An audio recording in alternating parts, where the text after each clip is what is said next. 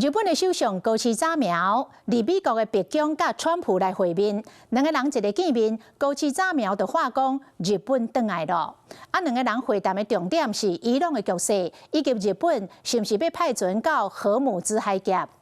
因两个人嘛有讲到台海和平稳定对全球的重要性。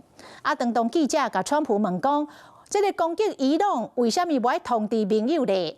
川普是替珍珠港事件甲日本军生笑，是互高市早苗一度有淡薄仔碍腰。Japan is back. 业者手绕英语讲日本转来呀。日本首相高市早苗和美国总统川普各一摆见面，这摆换伫咧川普的主场美国白宫。高市落车就随甲主人甲川普揽一个，小落气氛为白宫门口拖到办公室。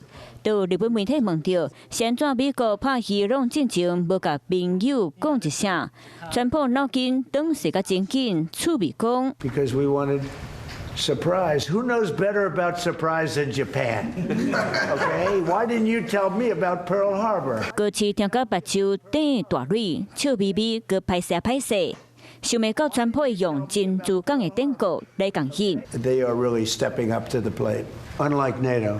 刚开刷了后，川普紧学了日本，伫咧伊朗局势展现积极的态度，高市嘛回敬川普。世界中に平和と繁栄をもたらせるのはドナルドだけだと思っています。高市直接用名字独立称呼川普，进一步优化两个人的距离。不过对日本敢会派专家到荷姆兹海峡护航，高市是伫咧会后讲，有甲日本伫咧法律规范下会当做的和袂当做的，拢向川普讲详细。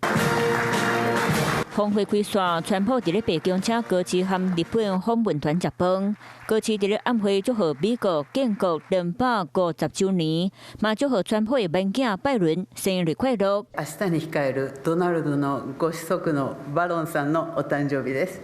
立派でイケメンに成長されていると伺っております。听到欢喜表达高市话，川普心情更欢喜，满面春风。川普高市搁一摆见面，互动热情嘛坦白少。日本宣布新一波的投资计划，包括日本投入400亿美金，伫咧美国建立小型无做坏核反应炉。伫咧安全保障方面，日本嘛甲欧洲各国共同声明，呼吁伊朗解放荷姆兹海峡，嘛表态会采取行动确保海峡的安全。另外，根据白宫事实的诊断，两人嘛伫咧会谈强调，台海和平稳定对区域安全和全球繁荣的影响真大，反对单方面改变台海现状，包括武力威胁。Hello， 我是林仙怡。想要抢先掌握最及时的新闻资讯吗？赶快订阅、按赞、开启小铃铛，锁定华视新闻 YouTube 频道。